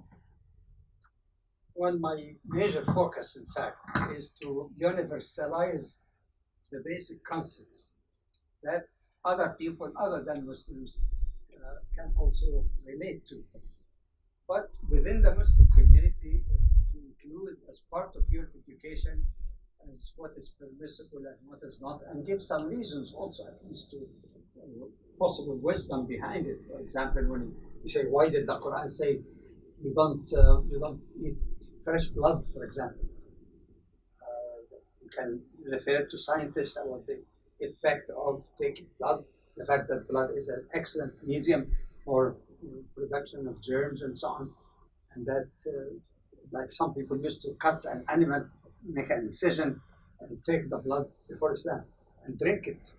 For example, there are some explanations of that. There have been lots of writings also about the triglyceride molecule in the pig meat, which is much more difficult to detect than much more hard, actually, in terms of digestion because of its complexity. There are some.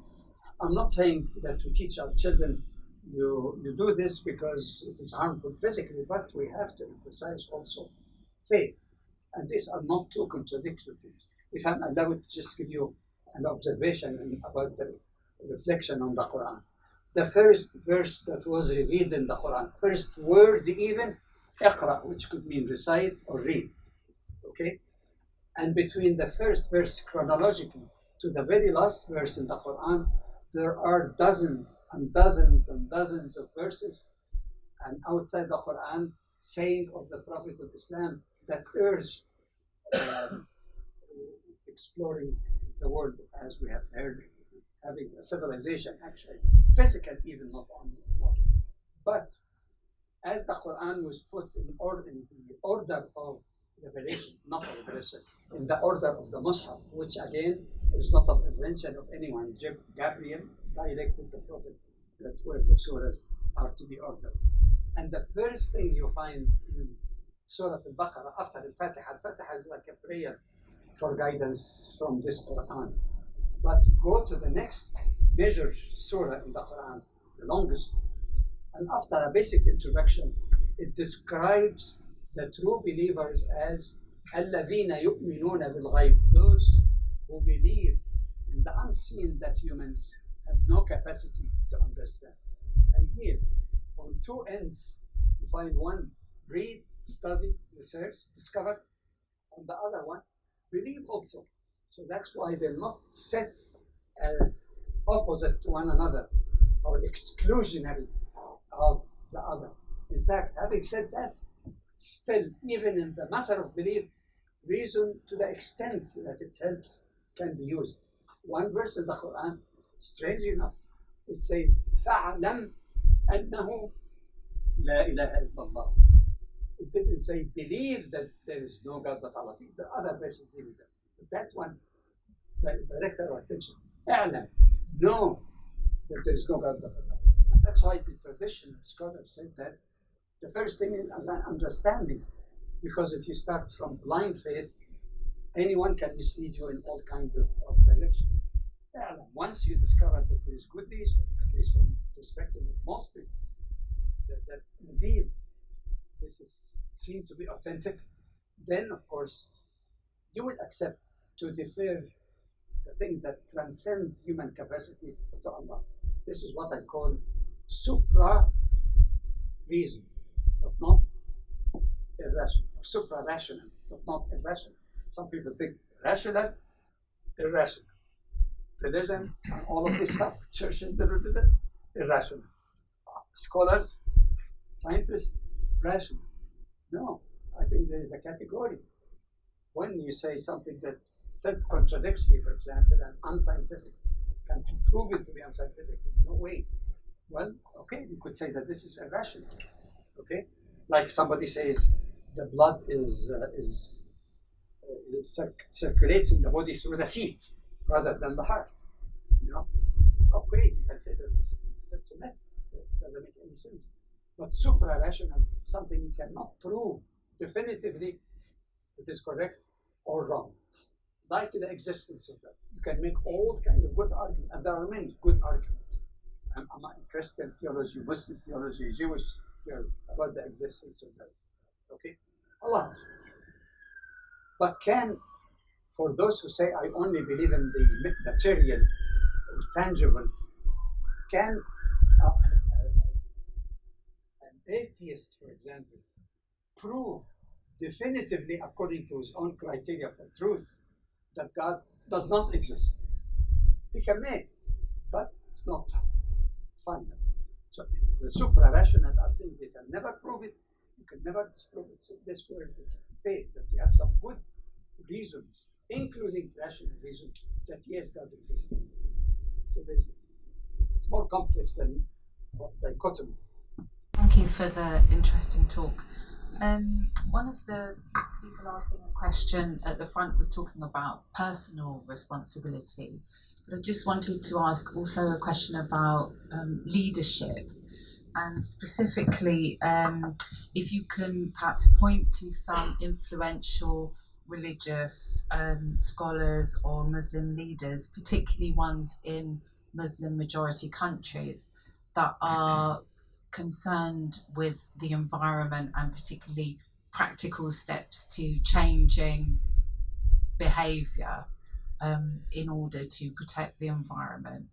I'm particularly also within that interested in scholars that might be looking to challenge what might be termed traditional Muslim beliefs, say for example on high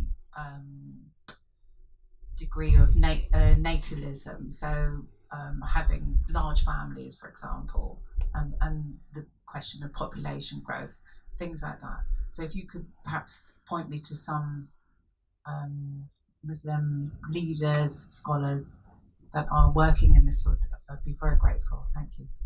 Yeah, just to give you one example of Dr. Abdul-Majid al-Najjar, who has an excellent book on that. There have been also conferences that dealt with this, so it's not. But I don't think that this is enough. We need to intensify it even more. issue here is not traditionalist versus modernist. Actually, it's not. Actually, it is rediscovery of the true meaning of the main sources of Islam. See, we have to distinguish between two things. That the ultimate authority for Muslims is the Quran. Next is sound and authentic hadith, saying of the Prophet. But what comes after that are interpretations of scholars that are influenced by their own background, by their own environment when they deal with details or implementation. So the principles, the values are the same, really. Traditionalists interpreted that in their own way. I did just give you one quick example. I read one time that one opinion emerged in the past that the maximum period of pregnancy is a year. It is not in the Quran. It is not in Hadith. But maybe somebody had that opinion. Now, when it is made definitive that a year pregnancy is really out and out, I mean, the scientists will tell you maybe 2 weeks early or late, except in other later cases, then you're not really changing Islam. You're not changing Muslim belief. You're actually adopting an interpretation that is more relevant, more correct of the same Quran.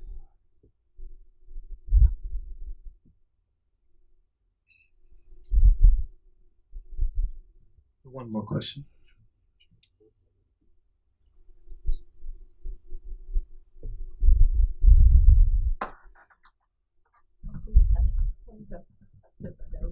You made a slight reference. Sorry, can you hear me? Yeah, you've made a slight reference on the difference between Sharia and Islamic law.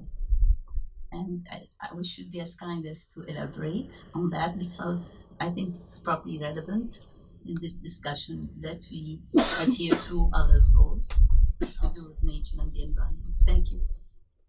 One example, I'm not sure if it has been translated or not, it's Introduction to Sharia by Dr. Yusuf Al-Qaradawi, but it's not the only one. I've seen it also in the writing of others.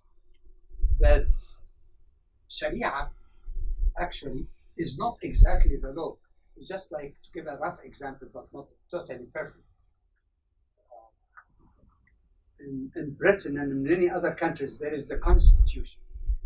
The Constitution doesn't go into great details of legislation or,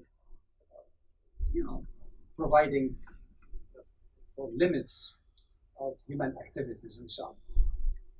Sharia actually literally comes from a way, in Arabic even, way to water. And as water is the source of life, Sharia might be like the basic source of the life and the basic source upon which you can make laws. That is why it is permanent. I give you an example of that when we spoke about the 5 supreme, you can increase, but 5 supreme objectives of Sharia. Nobody has the right to change that, okay? Because it is confirmed, reiterated in the Quran that it could be no doubt or good arguments really about it. But these fixed, stable values and also as maqasid are the ones from which jurists interpret Islamic law. So I don't equate it. I'm not saying they're totally separate, because as Qaradawi says, that the laws also have within themselves, directly or indirectly, the principles of Sharia when they make legal reasoning. And law is supposed to be based on Sharia, but it is a matter of interpretation. Like I told you before, pregnancy, that's an interpretation. Interpretation may change for good reason, but the foundation does not really change. So that's why I know some writers even use the term Sharia law. So it is, to me, more accurate to separate, at least as a term, but we can use Sharia derived law, because in your derivation of law, you could make a mistake. But you make a big mistake, we say life doesn't have any sanctity, for example. So within these permanent ones, interpretation could vary. And that's why the traditional scholars have had this motto that fatwa, which also may be, but they speak about fatwa in a given issue, but of course law is much more wider than that, but still it is not Sharia. They say basically fatwa may change with the change of time, place, custom, and circumstances, and still the principles are. So there is a great deal of combination or balance between stability and dynamism. Can I just add something? I think what you just said, this is the problem of the Muslims, because every leader, every person can add things on the over the Sharia. You said about 5 pillars, but they add, and then they can interpret the Quran, as they wish, and then according to their interest, whatever. But then the Quran tells you that nobody can interpret the words of God except God. I can't memorize the verse. لا يؤول So I mean, this is the basic of our problems in this world. I think اقرأ, the Quran started with اقرأ means knowledge, and I think every knowledgeable person doesn't need a fatwa or anything. He can read the Quran, understand it, and then he knows exactly what is the right path. Okay. Actually, I want to make it clear that I didn't say anybody just add whatever. No, you didn't, but I'm saying. I said that it is actually a matter of semantics. Semantics. Because if somebody says, why don't we add justice? Justice. Okay, to me, justice can come under respect of human dignity, and human dignity can come under freedom of choice also. Freedom of choice is not only in belief. So it is only semantics. It's not that that they put something totally new. You could argue actually that they are included in this file. I'm just showing some flexibility, but it includes all of these. Secondly, nobody can come and add on their own will or interpret the Quran the way they do. I do not take chemistry 101 and resolve the problem of nuclear fusion because I took one course in this. So you have to relate to people who are specialized. To understand the Quran properly, you need teams even now, not just individuals. People who are linguists, because the words in the Quran could have more than one meaning. Which one really is the contextual meaning or likely contextual meaning can be chosen. One has to be fully aware of Islamic history and the circumstances under which the jurists, for example, came with that interpretation. Number 3, one has to have complete knowledge of Islam and the life of the Prophet, biographies, legal aspects, the science. Oh yeah, exactly. So you have to have. Exactly. A body would be the best, of course, but there also are some scholars, mashallah, who at least have so much deep and wide knowledge, like the greater scholars in the Muslim world. So you can look at it so that you don't make a mistake. You need also to be thoroughly familiar with the whole Quran. Why? The Quran is not organized by subject like textbooks, that this is about this is about that. It is all fused that will present also the fusion and integration Brother Keeler spoke about, which we have to be familiar. For example, there is a surah in the Quran, it says women. On the first look, superficial look, you say, oh, this is the chapter that deals with all aspects of women Islam. Wrong. You will find so many surahs, but maybe because there is a great deal of care in that surah about those marginalized in society. From the beginning, it speaks about women and orphans and so on. Okay? But it is not limited to that. You have to have that coverage, not only look under words, because also there could be alternate way. If you take the word hub, love, and make a computer search in the Quran, is that all? No. You must know also that in Arabic the word mawadda or wood, it also means intense love. So it falls in that. So without this knowledge, background, a person still can make an error. But you make an error having followed the proper methodology, but you erred at one point or the other. And nobody is ma'soom, nobody is. But my problem with the Muslim world, in fact, that people, instead of going to the Quran and study it in depth, go to Hadith and relate both.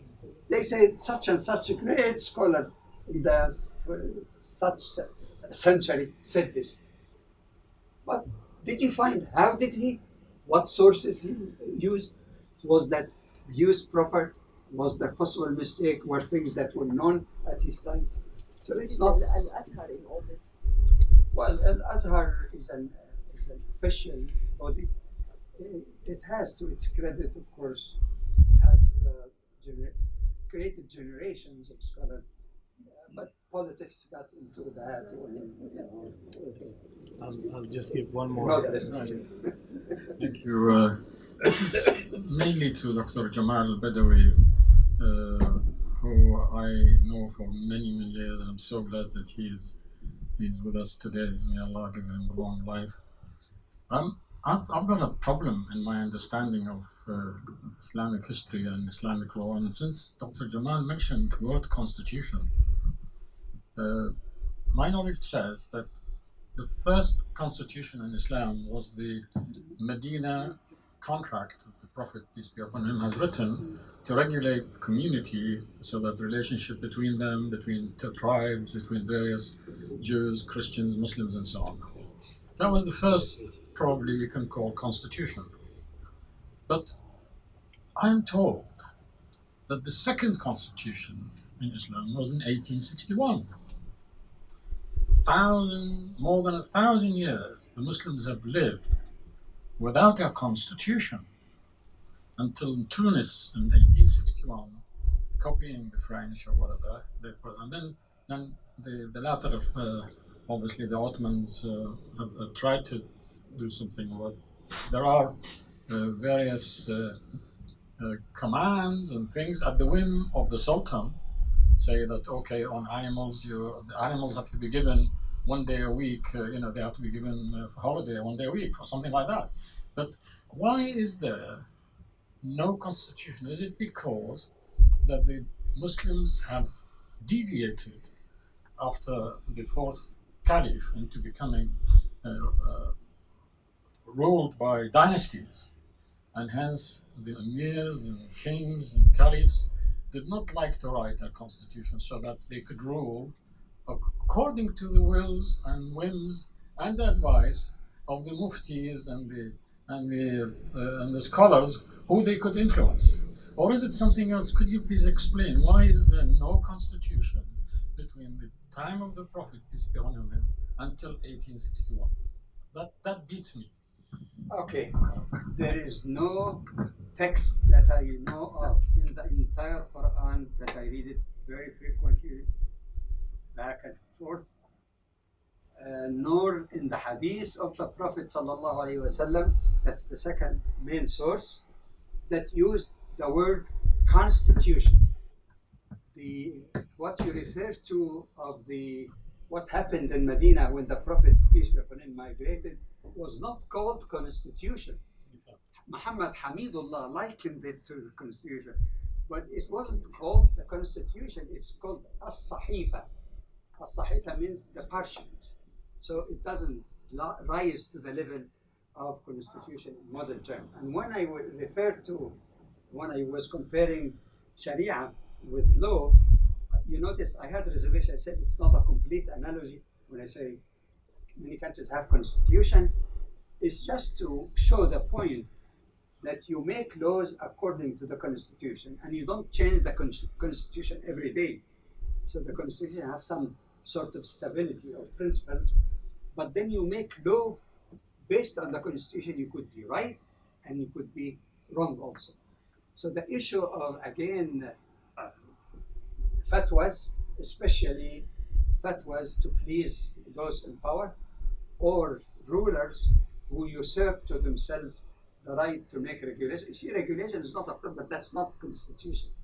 Muslims did not really need as such to have constitution because they have the knowledgeable scholars, and whenever there is an issue, if it's challenged, if there's any challenge, that is done. And then there was the court system as well. So you have various means of challenge. But here, it was not a challenge on the basis you violated the constitution. You violated maqasid al-sharia. You misinterpreted the text of the Quran. You put the opinion of humans above the word of the Prophet, or more important, as Muslims believe, the word of God himself. So these are all aberrations, are to be regarded as aberrations. And there is nothing wrong, also based on the basic motto I mentioned earlier that the scholar accepted. It could be fatwa, but fatwa could be challenged. And in some cases, you get a mufti for in trying to please a ruler, but you get a mufti who knows his business, and he tried to make a rebuttal to that and make another fatwa. That's why some of the great scholars, like Ahmed ibn Hanbal, a leader of one of the four major Sunni Muslims, Ibn Taymiyyah, the medieval time, it was 14th century, were tortured, were imprisoned because they stuck to opinions contrary to what the rulers wanted. So the dynamics are more complex than that, but it's not really a matter of really deliberately having no constitution. Referring to the Quran, it is basically de facto the closest thing to constitution. That means nobody giving any opinion contrary to the Quran or violate not only one verse, the totality of the Quran can be rebutted, like lawmaking or regulation. Regulation is less than even lawmaking. When you talk about regulating traffic in London and not allowing people to come to the center of the city or whatever, it's neither. It's not a fatwa either. It is not a law really, except in the limited sense that could change anything. Well, speaking of constitutions, the constitution imposed on me by the organizers of this event is to end it. So I'm really sorry for anyone who hasn't spoken, but I do invite you to come up and ask your question directly. I would like to say thank you for Dr. Jamal Badawi and Mr Ahmed Paul Keeler for the wonderful speeches you have given us, and we are all enlightened, both alarmed as well with what has to come, but I would say hopeful, because in my view, as science and technology might have been the source and the reason for where we are, I hope science and technology will eventually return the ecological balance to where we should be. Thank you very much.